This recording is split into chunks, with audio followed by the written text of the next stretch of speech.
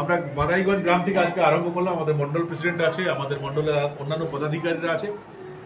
Maximum অঞ্চল এখানে গরিব, আপনি দেখবেন আদিবাসী অঞ্চল আছে, লোহাররা আছে, আরও বিভিন্ন কাস্টের লোকেরা আছে।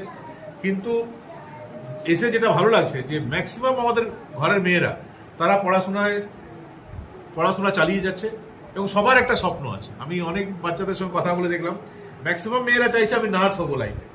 তো এমন একটা সময় যেখানে আরজি করের এই ঘটনা ঘটলো, বেশিরভাগ ডাক্তার নার্সরা ভয় পাচ্ছে, সেখানে আমার এই গ্রামের মেয়েরা বলছে যে বড় হয়ে আমরা নার্স হবো, মানুষকে সেবা দিতে চাইছি।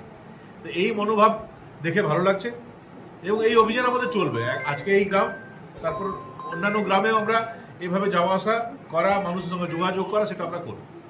এটাই তো, এটা মায়ের শক্তি না, এটা মা জননীর শক্তি, মা দুর্গার শক্তি, মা কালীর শক্তি, এটা মায়ের শক্তি।